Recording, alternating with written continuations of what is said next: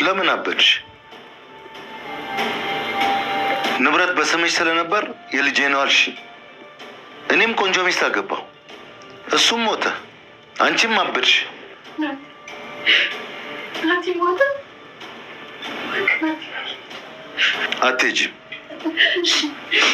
ክንድ ብቻ የለም። እየሞትሽ እኮ። ደህና ነሽ? ይገሉኛል፣ ለጅብ ይሰጡኛል። ይኸውልሽ እኔ ያለሁልሽ። ጅብ ከሚበላኝ ራሴን ላጥፋ። ጅብ የሚባል ነገር የለም። እኔ እብድ ነኝ፣ ሰው አይጠጋኝም። ተመልሳ መጥታለች? አዎ፣ ልብስ ቀይራ ነው የመጣችው። እሺ፣ እራት ላምጣ? አልፈልግም። ከእኩዮቼ ጋር ዘና ብዬ ነው የመጣሁት። እሺ በቃ ግቢ ናት። እባክሽ ተይኝ። እዚህ ራሱ በመከራ ነው የደረስኩት። ወይኔ መጣት እናቴ። የሚለበስ ላምጣልሽ?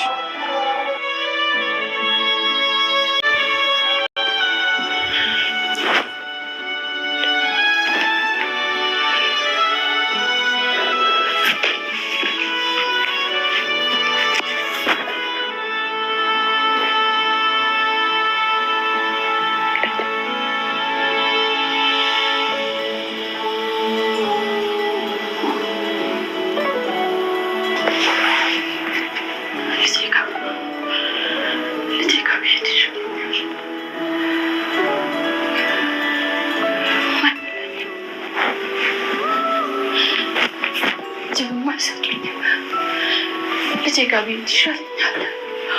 አፈር ውስጥ ብገባ ይሻለኛል። ጅብም አይበላኝም።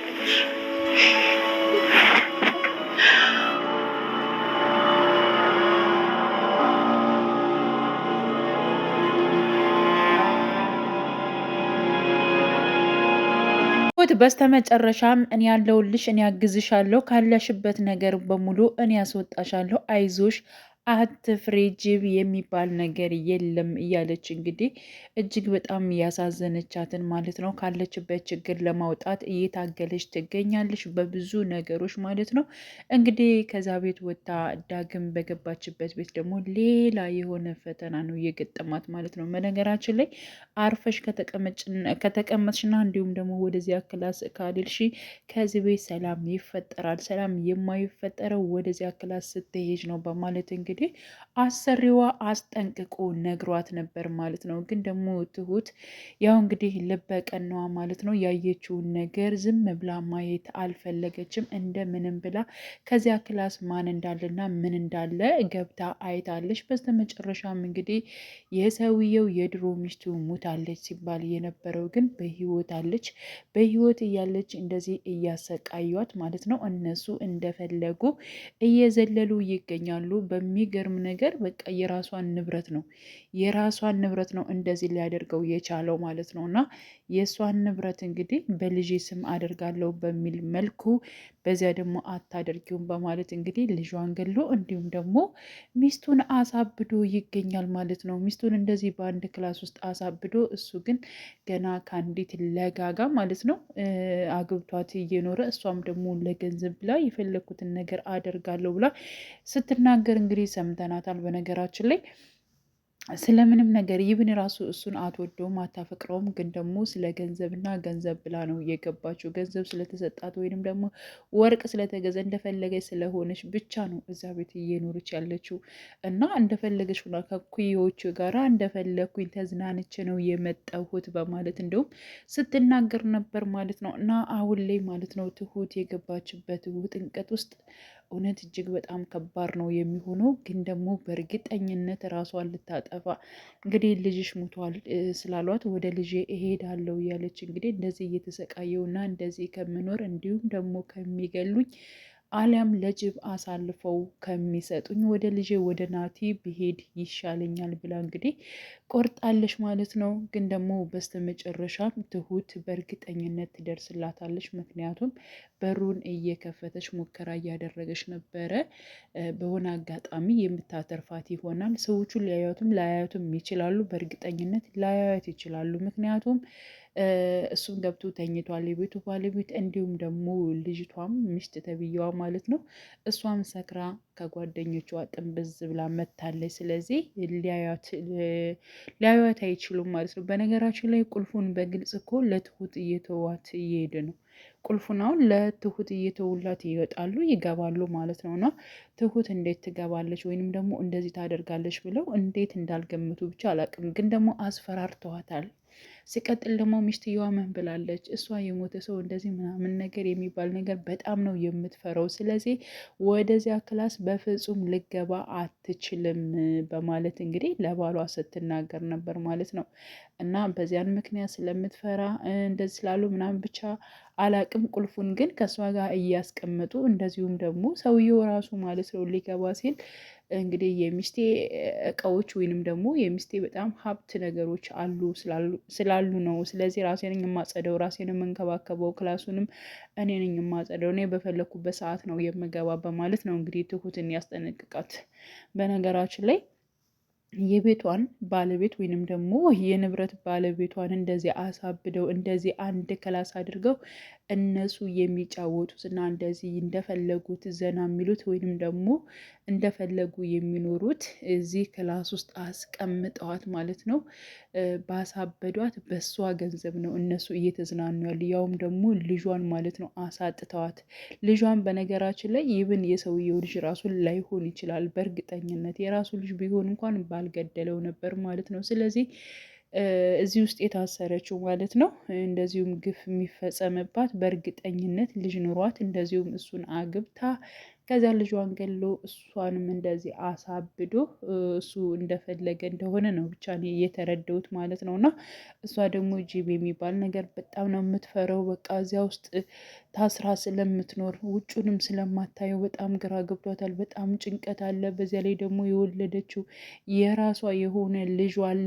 ልጅ ወይንም አንጡልኝ እያለች እንግዲህ እንትን ስትል ነበር። በነገራችን ላይ ትሁትም ቀረብ ብላ ለማውራት ሞክራለች። እኔ የፈለግሽውን ነገር አድርግልሻለሁኝ፣ ስፈልጊ ወተት፣ በቃ የምትፈልጊያቸውን እያንዳንዱሽ ነገር አመጣልሻለሁ ብላታለች ማለት ነው። እና በጣም ነበር ደስ ያላት። መጀመሪያ ሰቀሩ ልገይ ነው መርዝ ነው ወይ የምትሰጭኝ እያለቻት ነበረ። ግን ትሁት ደግሞ ወጣ ባሉ ሰዓት አሁን ላይ የተንከባከበቻት ትገኛለች። ይህን ራሱ መርዝ ነው ብላ እንዳታስብ ያመጣችውን ነገሮች በሙሉ ትሁት እየቀመሰች እየሰጠቻት ነው ማለት ነው። እና ትሁት ይህን ሁሉ በምታደርግበት ነገር በጣም እየፈራች ግን ደግሞ የእሷን ነፍስ ለማትረፍ ስትል ነው ይህን ሁሉ ነገር ስታደርግ የነበረው ማለት ነው። እንግዲህ ትሁትን ከበፊቱም የምናውቃት ማለት ነው ከአባባ ቤት ጀምሮ በጣም እንግዲህ አብራ ስታግዛቸው ከብዙ ነገር ስታወጣቸው ነበር። አሁንም ማለት ነው በእርግጠኝነት ይህችን የተጨነቀች ነፍስን ከዛ ውስጥ ከተዘጋ ቤት እንደምታወጣና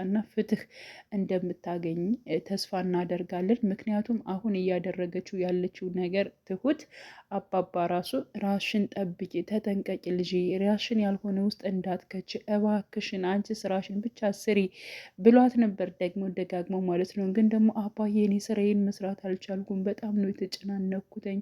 ምክንያቱም ከዛ ውስጥ የተጨነቀች ነፍስ አለች። እሷን ደግሞ እንደምንም አድርጌ ማውጣት አለብኝ። የራሱን ሚስት እኮ ነው እዚያ ውስጥ አሳብዶ ክላስ ውስጥ ያስገባ። ሲቀጥል ደግሞ የእሷን ልጅ ገለውባታል። ያለውን ሁኔታ እያንዳንዱ ለአባባ ተናግራለች ማለት ነው። እና አባባ ደግሞ በየቤቱ በጣም ብዙ ጉድ አለ። እውነት ነው፣ እያንዳንዱ ቤት ማለት ነው በጣም የተለያዩ ችግርና የተለያዩ ግፍ የሚፈጸሙበት ጉድ ነው ያለው ማለት ነው በየቤቱ እና ያው እዚያም ሂዳ እንደዚህ አይነት ጉዶችን ነው ያየችው ማለት ነው።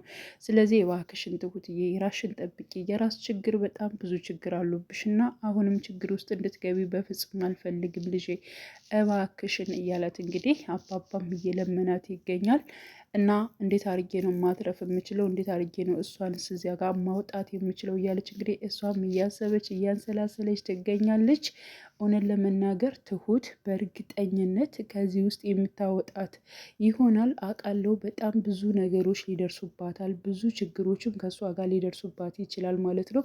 በነገራችን ላይ ይቺ የታሰረችው ማለት ነው የሰውየው የድሮ ሚስቱ የነበረችው በጣም ብዙ ፍትሃዊ ነገሮች አሏት። ስለተያዘ ስለተዘጋ ያጋባት እንደዚህ አበደች ተብላ ስለተያያዘች እንጂ ማለት ነው የእሷ የሆነ ነገሮች በሙሉ እያንዳንዱ ነጥቀዋታል ማለት ነው። ስለዚህ የነጠቋትን በሙሉ ደግሞ አንዳንድ እያስከፈለች ማስመለስ የሚችልበት አጋጣሚ ወይንም ደግሞ እንደው ይብን ራሱ ካለችበት ከተዘጋችበት እንደዚያ ጩኸት ሁና ከተቀመጠችበት ክላስ እንደምታወጣት ትሁት ተስፋ እናደርጋለን።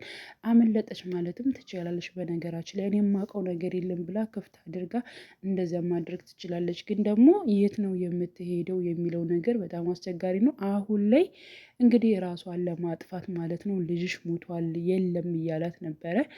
ስለዚህ ልጄ ከሞትማ እኔም ወደሱ ብሄድ ይሻለኛል፣ ከዚህ ምን እሰራለሁ ጅብ ከሚበላኝ ከልጄ ከናቲ ጋር ብሄድ ይሻለኛል ብላለች ማለት ነው። እና በጣም ነው የምታሳዝነው ያለችበት ሁኔታ እጅግ በጣም ነው የሚከብደው ማለት ነው። እና የልጅቷ ጭካኔና እንዲሁም ደግሞ የገንዘብ ፍላጎት ነው እያንዳንዱ ልጅ አልፈልግም ስትል ነበር። በነገራችን ላይ ልጅ ምንም ነገር አልፈልግም፣ ግን ደግሞ እኔ ትኩረቴ ገንዘብና ገንዘብ ነው፣ ገንዘብ እንደፈለግኩት ማግኘት ነው። ስለዚህ ከዚህ አስተሳሰብሽ አንቺም ሞተሽ ገንዘብን መውደድ አለብሽ እያለች እንግዲህ ለትሁት ስትመክር ነበር ማለት ነው። ገንዘብ እኮ እንሰራዋለን እንጂ አይሰራንም፣ አውቃለሁ ገንዘብ ያስፈልገናል፣ ደግሞ ይሄን ያክል ገንዘብ ወዳድ መሆን መቻል የለብንም በማለት እንግዲህ ትሁትም ስትናገራት ነበር ማለት ነው። እና በጣም ነው እጅግ በጣም ነው ትሁት ያለችበት ሁኔታ እጅግ በጣም ከባድ ነው። ግን ደግሞ በአንድም በሌላ እንግዲህ የምትወጣበት አጋጣሚዎች ይፈጠራሉ ብዬ አስባለሁ። አባባም ከጎኗ ነው በእርግጠኝነት። የሆነ ውስጥም ብገባ የሆነ ችግር ቢገጥማትም አባባ ዝም አይልም። ሁኔታውን እየነገረችው ነው ያለችው ያለውን ነገርም እያሳወቀችው ስላለ በእርግጠኝነት እሱም ከጎኗ ይሆናል። በእርግጥ እስከ መጨረሻውም ከጎኗ እንደሚቆም ከዚህ በፊት ቃል ገብቶላታል። ሲቀጥል ደግሞ መስገንም በእርግጠኝነት ከአባባ ጎን በመቆም ማለት ነው ከትሁት ጎን እንደሚቆሙ ተስፋ እናደርጋለን። እንግዲህ ቀጣዩን ፓርት ማለት ነው ምን ሊፈጠር ይችላል? ከዚያ ውስጥ ካለችበት ውስጥ ራሷን ሳታጠፋ ትሁት ትደርስላታለች ወይንስ ልደርስላት ስትልስ ምን ሊፈጠር ይችላል? ይነቃሉ ወይ? ትሁት እንዳወቀች ያውቃሉ ወይ ሰዎቹ የሚለው ነገር እጅግ በጣም አሳሳቢ ነው የሚሆነው።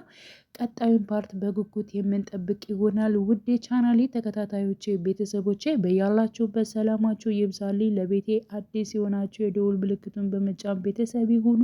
ነባር ቤተሰቦቼም ስለምታበረታቱኝ አብራችሁኝ ስላላችሁ እጅግ በጣም አመሰግናለሁ። መልካም ጊዜ ተመኘሁላችሁ።